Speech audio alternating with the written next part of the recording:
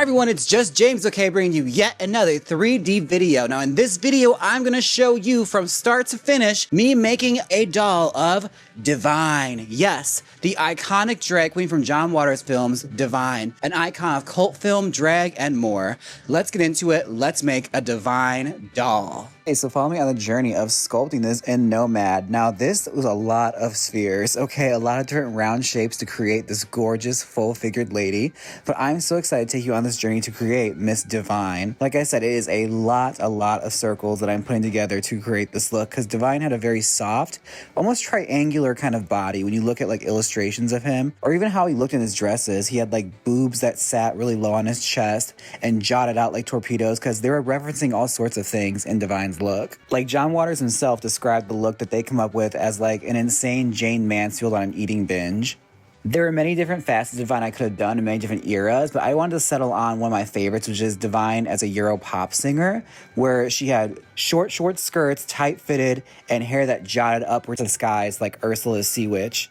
I must say I'm very pleased with how far my journey has come with making these action figures slash dolls, especially ones I've made from scratch. Like I've learned so much about like jointing and tubing and all sorts of stuff that you have to do to a doll to make it functional so that you actually can like move things around and have moving body parts and limbs.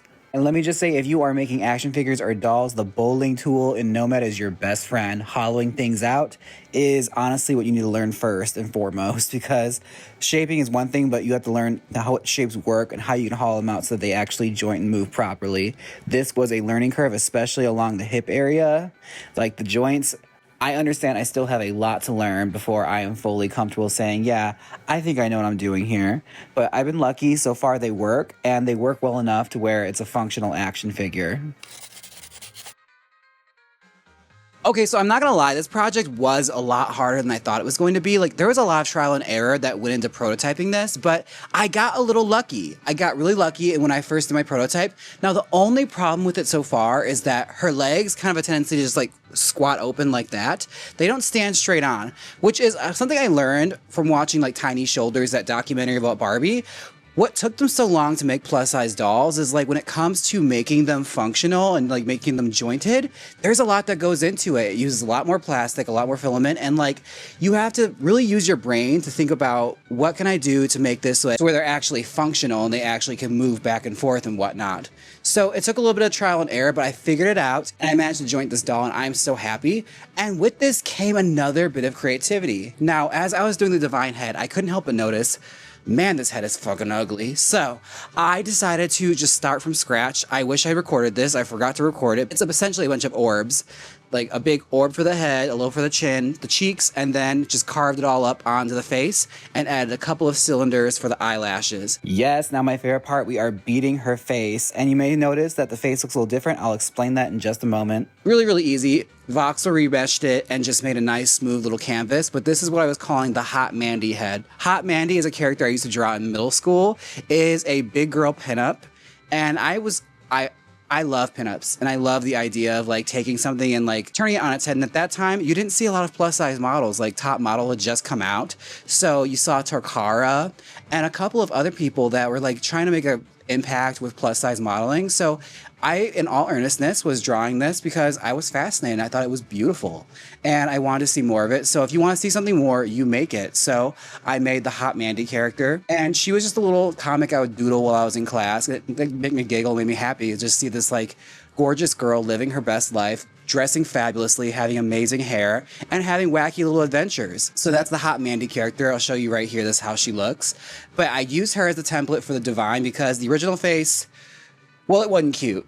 It was not cute, and I feel like dolls need to be cute. That is like a golden rule. A doll should be cute, and it should be display worthy, and I feel like I finally got that. And she took to the Divine face really well. As soon as I started painting that face on her, she looked like Divine. All right, now this is our final result. I am so proud. This is the first time I've done this where it's gone from start to finish.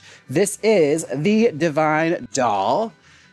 Look at her in all her glory. I think she came out fantastically. Now the skirt, especially like the little dress, this came out really well. It worked really in tandem to help keep the legs shut and keep them standing still.